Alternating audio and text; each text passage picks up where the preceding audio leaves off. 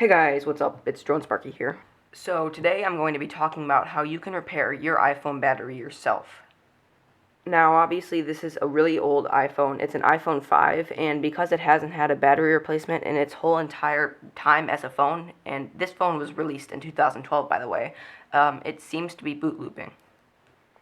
Now replacing your iPhone battery yourself is actually really easy, and people are spending a lot of money going to Apple and other places to fix their phone battery. Repairing your phone battery is actually really easy, and it can be done at home by yourself for a lot less money. Now this iPhone is an iPhone 5, and because of that it won't have adhesive holding the screen onto the main frame of the phone, and iPhones like the 6S and after will have that adhesive.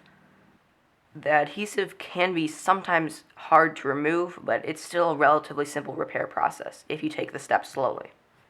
So this iPhone is clearly not in the best condition. It hasn't had a battery replacement in the 8 years that it's been around since 2012. That's why today I'll be replacing the battery with a new one. So when repairing your iPhone, you're going to need a decent amount of screwdrivers usually, a spudger, one of these little picks to get the screen up, as well as a suction cup. Apple uses a lot of different types of screws inside their phone to deter people from fixing them themselves, so the phone usually has multiple types of screws. Now, these may look like a lot of different parts you're going to need, but you could basically find all of these in one repair kit online. Sometimes, when replacing your phone battery, you could find a phone battery that comes with a repair kit too. So, without any further ado, let's get into the repair. I'm going to start by unplugging the phone, because we obviously don't want the phone plugged in while we're doing the repair. On every iPhone, there seems to be these pentalobe screws at the bottom, and before you remove the screen to get to the battery, you're going to need to remove these pentalobe screws. I suggest keeping your screws organized by getting some sort of container to keep them in, because you're going to want to keep the different screws inside the phone organized, even though we won't really be removing many screws for this repair. So we're going to take our pentalobe screwdriver and remove these screws down at the bottom, which are relatively simple and easy to remove.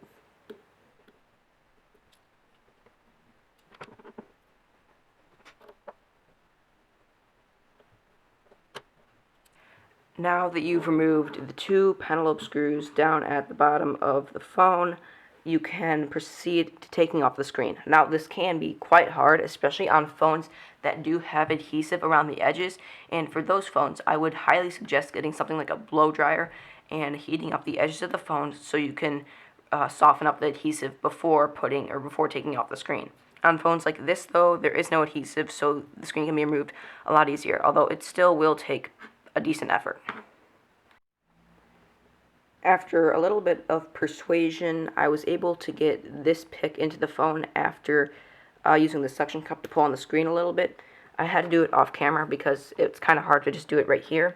But now that you've done that, you can use this pick to dig around to the edges of the phone.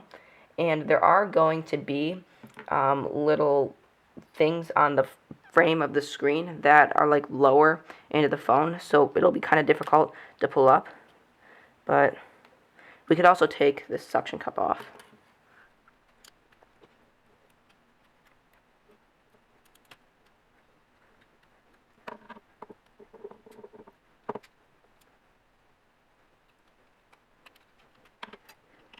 As you could see, I have now been able to remove the screen, and as you could tell, this phone battery may have actually been repaired in the past, because this is definitely not something that is put in by Apple. Although there still is this authorized service provider only sticker, so that may show that this phone battery wasn't replaced. Either way though, we're going to need to take out this battery here. So we're going to have to get rid of this bracket here, which holds down the battery clamp that connects it to the motherboard of the phone. So we're just going to take one of our cross screwdrivers. The screws are basically just like normal screws, nothing out of the ordinary, but you're still going to want one of these screwdrivers because the screws are really tiny. And we're just going to undo these. As always, remember to organize the two screws so you know where to put them back in the phone. Now that we've removed those two screws, we can remove this bracket here. As you can see, the bracket seemed to be kind of stuck to the battery connector, and it actually pulled the battery connector out of the phone. This is fine though, because we were going to do that anyways. Also, the interior of this phone is going to be a lot different than any other phone. So when doing your phone repair, whether you're doing an iPhone 7, 10, or even an 11, the repair will be basically the same thing, but you're going to want to watch another video on your exact type of phone first. Now that we've removed the battery connector, we can start removing the whole battery, which we will use the spudger for. Obviously, you're going to want to be relatively careful because you don't want to damage any other components of the phone, but if you damage the battery, it's not really the end of the world because you're going to be getting rid of it anyways. As you can see, I also decided to remove the screen too. This can be done by easily removing the bracket that holds down the screen cables in either the upper corner of the phone, or it could be basically anywhere in the phone. Removing the bracket and unplugging the clips that are plugged into the phone with your spudger. So now I'm going to proceed to undo the battery. You can kind of dig your spudger down into the phone. As like I said, try to make sure not to touch any other internals so you don't damage anything else. And there we go. The battery has been removed, and it is time for us to put our other battery in.